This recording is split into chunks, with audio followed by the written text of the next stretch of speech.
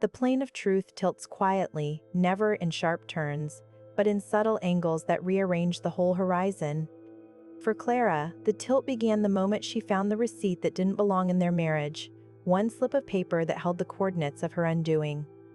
It was wedged between Henrik's car lease and the mortgage documents in their Boston home office. A hotel receipt from New York. 2 nights, 1 room, 1 signature that was definitely his. The date? Their anniversary.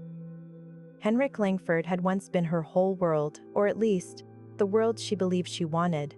A man with a polished voice, a future-built mind, and the ambition of an empire seated in steel and concrete. He ran a boutique architecture firm in downtown Boston, the sort that turned historic warehouses into luminous glass offices airbrushed into modern magazines. Clients called him a visionary. He called himself driven. Clara called him her husband. For 13 years, that title had felt like both an accomplishment and a burden. She was a steady, empathetic, and practical nurse. Henrik was brilliance wrapped in exhaustion, a fire that burned differently every day. In the suburbs of Newton, they built their dream life with clean counters, friends who admired them, and a marriage that had become more presentation than partnership. The first affair, Clara might have forgiven. She understood loneliness in a household full of noise. But the second, the pattern of deceit, the particular cruelty of being made to believe she was safe, festered. And when she learned that Henrik's projects weren't just unethical, but illegal money laundered through shell subcontractors, bribery hidden in design, consulting fees, the shape of her pain changed. It wasn't heartbreak anymore. It was clarity. Revenge, done right, is an equation of patience. Clara knew this. Nurses live by timing, knowing when to apply pressure, when to wait, when to draw blood. Over the next 3 months, she built her plan quietly, with the same discipline she used in triage. She started by copying Henrik's encrypted files from his office drive, a chance opportunity he didn't notice because she still managed his firm's insurance records.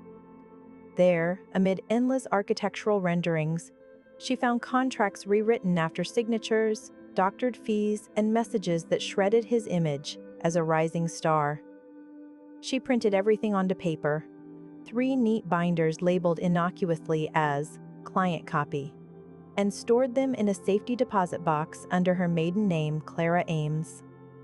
Her best friend, Jordan, a lawyer with a fondness for dry bourbon and quiet vengeance, read through the evidence one weekend over tacos and silence. "He's wired money to a shell company in Delaware," Jordan said, flipping pages. "Yours?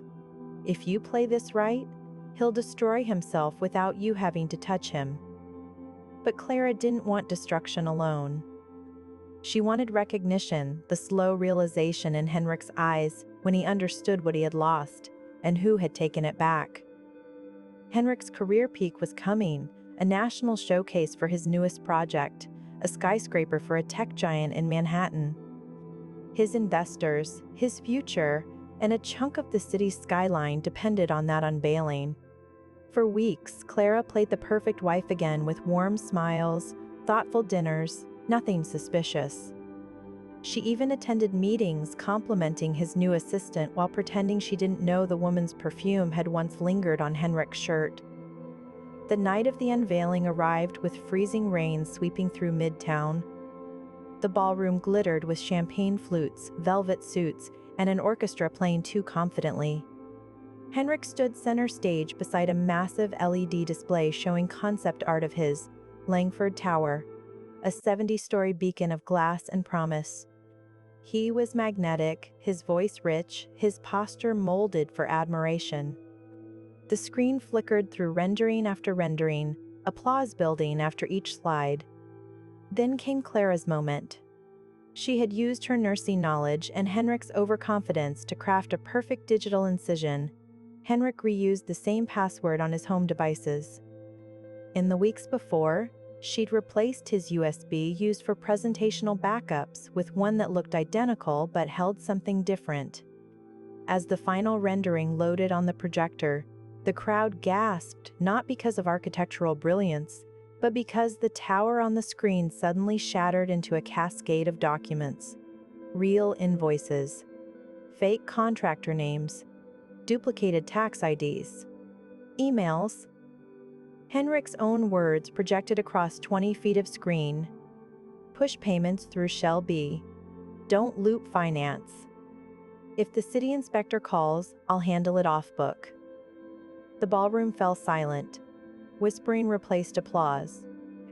Henrik froze mid-sentence, blinking at the jagged geometry of his crimes blooming across a screen meant to immortalize him. Clara? He stammered from the stage, voice breaking into disbelief as he found her at a table near the exit. She didn't stand. She didn't smile. Just watched him unravel, one layer of arrogance at a time. Within minutes, security stepped in. Half the investors slipped away before the news cameras arrived. The same reporters who once profiled Henrik as Boston's architectural prodigy now chased him through the rain, asking about his financial improprieties. By midnight, Henrik's firm's website was taken down. By morning, state investigators were combing through his accounts. Clara checked into a modest hotel near Central Park. She ordered room service coffee and scrambled eggs and opened the final binder she'd prepared. Inside was not evidence, but closure. Divorce papers signed only by her, left blank for his signature when he'd finally lost enough to understand what he'd destroyed.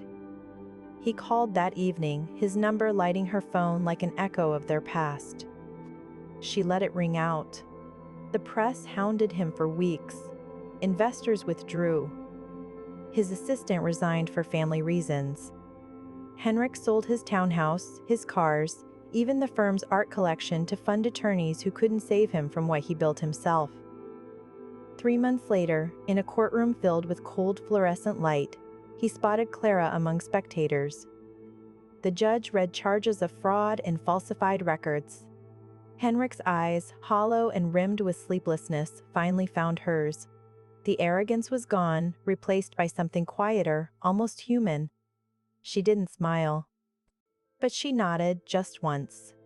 After the hearing, she walked alone down the courthouse steps into the wind, Boston's skyline sharp and clean against the winter dusk. The architecture around her looked different now, not monuments to men like Henrik, but testaments to gravity and consequence. In her bag, she carried the settlement check, small compared to what he'd stolen, but symbolic of something far larger. Outside, she paused by the Charles River, brushing a lock of hair from her face.